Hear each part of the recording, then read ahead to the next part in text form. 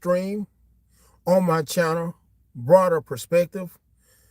Anyways, and in today's live stream, I wanted to talk about some things that the new Sean Combs documentary didn't cover. Sean Combs, The Reckoning. For some of you who may have Netflix, even for some of you who don't have Netflix, and however may have been hearing pretty, I would say, shocking things about this brand new documentary, which was released, part of it was released on behalf of the rapper 50 Cent, real name Curtis Jackson.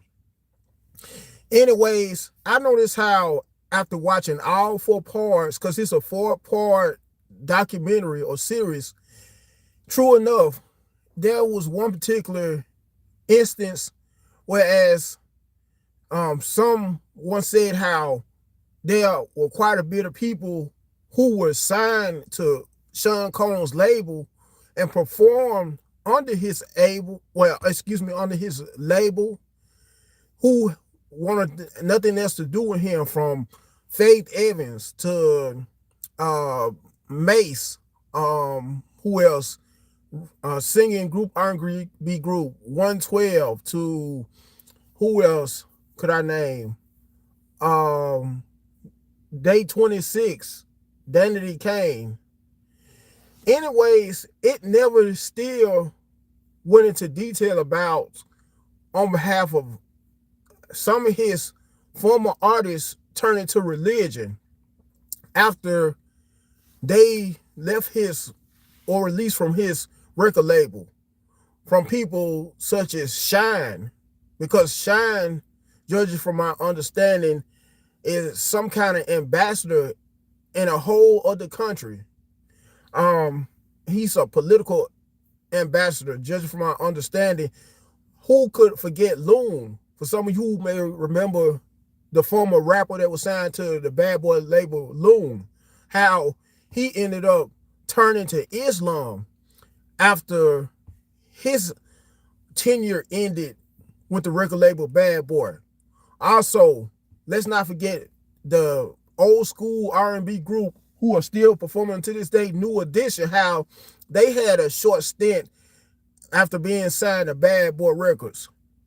Because some of you may not know this, but they released a hit single, which was relatively hot, but at the same time, it was relatively underrated, called Hot Tonight.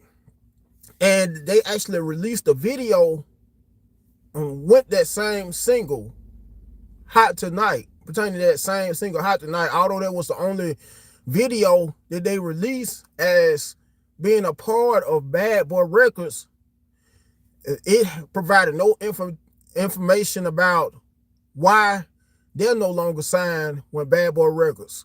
Even on behalf of old school Southern rap group 8-Ball MJG, 8-Ball and MJG, that is, who had a short stint or tenure with Bad Boy Records. It wasn't any information pertaining to why they are no longer signed to the label. Who could also forget Young Jock? I mean, true enough, some of you may know him from the reality show Love and Hip Hop, but it still was no further details about why he left the label or is no longer signed with the label. Who else?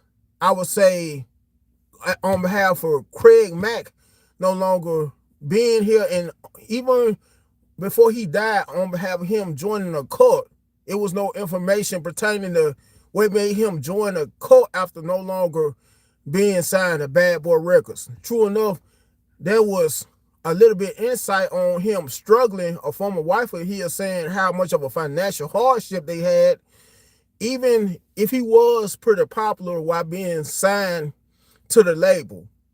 I would say back during the mid-90s when he made Flavor in Your Ear, the original version, and the remix.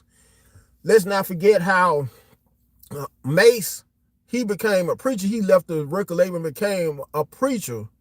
It was no no further insight on what led to him leaving the label to become a preacher. Or let's not forget Usher on one episode of the Howard Stern show. Quite a bit of you know about Howard Stern, the controversial shock jock.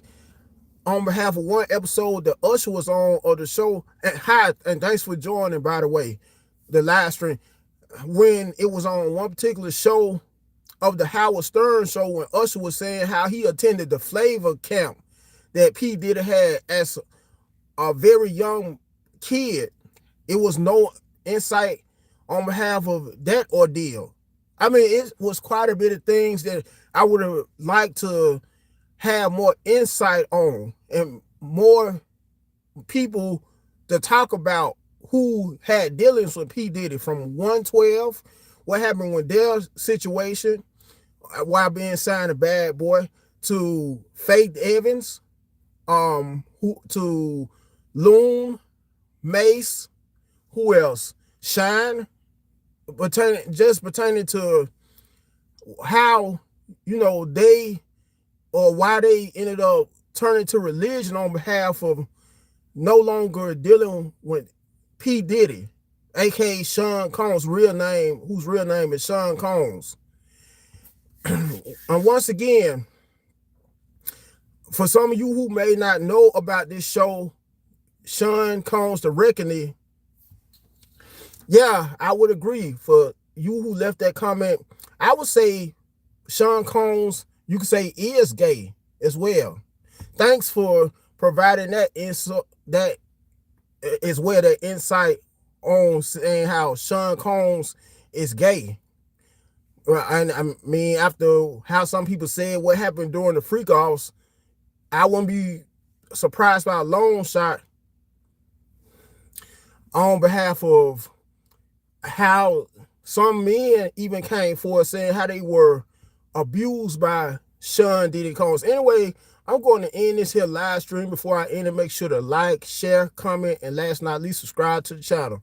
And I'm out.